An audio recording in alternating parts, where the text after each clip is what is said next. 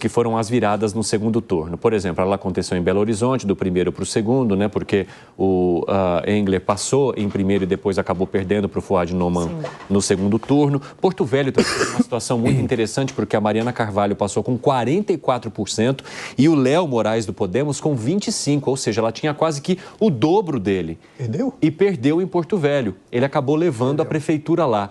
Eu queria entender de vocês o que leva a essas viradas, principalmente em resultados que são tão distantes. Quando a gente olha para o segundo turno, é como se a eleição recomeçasse do zero em alguns pontos, hein, Deise? Evandro, eu não diria que a eleição recomeça, mas no segundo turno tem uma característica muito mais forte do primeiro, que é a rejeição. Então, as pessoas votam muito também num candidato por não gostar do outro. No caso de Belo Horizonte, eu acredito que o que aconteceu foi o Fouad, obviamente, começou a utilizar um pouco mais a máquina, fez o nome dele ser conhecido, ele evitou um pouco a agressividade do Engler, né? O Engler pegou até pesado em alguns momentos, ali o Fouad voltou para as pautas municipais, isso acabou funcionando no eleitorado de Belo Horizonte. Mas no segundo turno, a rejeição conta muito mais do que qualquer outro fator, né? Isso a gente viu aqui em São Paulo, a gente viu em Curitiba e em vários outros lugares também. Cezinha, como é que você avalia, né, esse recomeço que faz muitas vezes o jogo virar por completo? Evandro, sobre Porto Velho eu vou falar com muita propriedade. Por favor. Isso é fato. Qualquer um de vocês ou um telespectador aqui que tiver o telefone da Mariana vai ligar para a Mari e vai confirmar o que eu estou dizendo. Aldo, lá em Porto Velho, os evangélicos fizeram a diferença. Eu, por muitas vezes, recebi ligação do governador. O meu líder religioso lá, ele é primeiro suplente de Senado. E tinha uma guerra muito grande ali entre os próprios membros que faziam parte de uma campanha e da outra. Até porque ela teve apoio do governador, ela teve uma boa coligação, né? Ele estava sem apoio e sem coligação. Exatamente. Léo. E aí, nesse período, os evangélicos, os líderes religiosos conseguiram... a Mari não conseguiu juntar todo mundo. E a igreja, os evangélicos, fizeram a diferença ali. Essa eu posso falar com propriedade. Eu vi esse filme respeitando a liderança local, respeitando o líder maior e na conversa aqui, conversando, dialogando, aquilo que o Kassab faz sempre, dialoga com todo mundo, manhã, tarde, noite, ouve a todos e toma uma decisão no fim do dia ou não, deixa acontecer. E lá não foi deixado acontecer, lá aconteceu porque os líderes religiosos ficaram daquele lado e deram a eleição. A Mari... Onde, Cezinha? O que houve? Ali foi... do PSD É do PSD. Ali ele conseguiu... Porque na pandemia, nós temos um retrato muito grande da pandemia. Você pega aqui o Bruno Covas. Ele fala uma frase um dia: enquanto eu for prefeito, ninguém vai contra o João Dória, na época que estava contra as igrejas, né? Olha onde foi parar o João Dória, né? Contra as igrejas.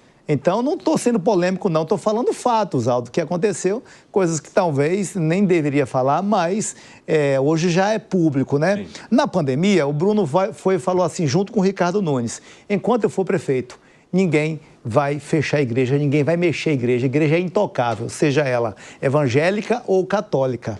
E lá em Belo Horizonte, especialmente, na época, houve um tratamento mais ou menos assim: olha, espera um pouquinho, vamos cumprir a regra, mas vamos aqui deixar que o líder religioso trabalhe. Mas na época isso foi conduzido pelo Calil? Pelo Calil, que é o mesmo grupo que está lá. Depois eles racharam agora. Sim, mas na época o Calil também estava no Mas PSD, as pessoas entendem que a administração é a mesma. Sim, lá na ponta, o eleitor, às vezes, nem define quem é PSD, quem é PT, Não, é que eu estou chamando a atenção para o sentido de o Fouad Noman estava com o Calil ainda, eles eram prefeito e vice. Então, ao conduzir isso, mas era o mesmo grupo. Nos dois, né? Você pega ali a nossa Igreja Assembleia de Deus, a Batista da Lagoinha, que são as maiores igrejas ali, nós temos fatos concretos da administração ter dado um apoio. Sim. Naquele momento, olha, o líder religioso precisa trabalhar. Quando a pessoa não consegue o médico, não consegue isso, aquilo, recorre ao líder religioso, seja o padre, seja o pastor. E lá em Porto Velho foi mais ou menos assim. Nós tivemos essa tendência ali e os evangélicos decidiram a eleição lá. Bom, ele trouxe aqui um dos motivos em relação a essa virada em Porto Velho, mas, Rodrigo, no geral, como é que você avalia quando um candidato passa muito bem do primeiro para o segundo turno, mas vai perdendo fôlego até chegar ao momento da virada no segundo? Aí você tem duas questões. Uma que tem a ver, mas é um pouco mais amplo. Das 20 capitais com candidatos à reeleição, 16 foram reeleitos e 4 não. Ou 14 foram eleitos e 6 não, né? Para ser mais exato. O Instituto da Reeleição, ele foi o mais forte desde 2000, quando comparando as eleições de municípios, né? Então, o Instituto da Reeleição foi muito importante. Isso ajudou também o Ricardo Nunes aqui em São Paulo, ajudou outros candidatos, né? Inclusive, em quarto lugar, quando todo mundo disse, eu falei, vamos continuar, palavra é palavra, não, claro. Reconhecimento é reconhecimento. Isso é um aspecto do debate, né? Fuad, por exemplo, provavelmente foi capaz de dialogar com a sociedade, capaz de demonstrar as coisas que fez. Porque ele começou com uma campanha meio tímida em termos de reconhecimento. As pessoas desconheciam ele, né? Ele estava com um dígito de intenção de voto quando começou a campanha eleitoral. E passou no segundo, o Fuad. E passou no segundo lugar para o segundo turno. Passou em segundo lugar no segundo turno. Aí agora, existe... Sim.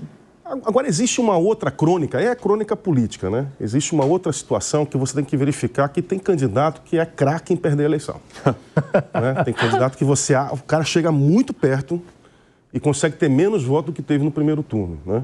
Então, você às vezes tem esse tipo de sujeito ou que você sabe... E o que é ser craque em perder a eleição? A soberba pode contar um pouco com isso. Acho que existe um erro de comunicação, sobretudo, erro de estratégia de comunicação, e existe uma situação, às vezes, atípica, né? Pode ser que aconteça alguma circunstância objetiva que faça com que o eleitorado vá para um lado e não para o outro, né? Então, você tem essa... Como é que você avalia, ministro? Eu creio que a chave está nessa percepção da Deise. Eu acho que a rejeição conta muito. Geralmente... ganha a eleição o candidato menos rejeitado. E nem sempre o primeiro turno revela, a não ser as pesquisas, mas o resultado eleitoral do primeiro turno nem sempre revela isso. Você tem, muitas vezes, uma circunstância em que o candidato mais rejeitado é mais bem votado, mas no segundo turno essa rejeição vai florescer, ela vai aparecer e ela vai terminar, em última instância, decidindo. Outra coisa que eu acho também é o leque, o bloco de alianças que o candidato é capaz de organizar. Então, se você tem esse prefeito de Belo Horizonte, né, que organizou uma aliança ampla, um partido que tem uma percepção de ser um partido equilibrado, que não é um partido da radicalização, capaz de conseguir o apoio das igrejas evangélicas, eu acho que isso termina também decidindo. Eu acho que houve, de fato, uma certa rejeição do radicalismo, entendeu? Da extravagância, da política do ódio. Eu acho que o eleitor rejeitou esse tipo de atitude, esse tipo de posição. Aqui em Piracicaba, em São Paulo, o Bajas Negri tinha 56%, chegou a ter 60%. Ele anunciou que teria um vice evangélico. Quando ele tirou, perdeu a eleição para o Elinho, que não tinha uma aliança grande política, estava sozinho e conseguiu depois agregar, ganhou a eleição do Bajas Negri. E já tinha um acordo quase que anunciado da indicação desse vice. Sim. Não se sabe por que esse vice saiu e a rejeição aumentou.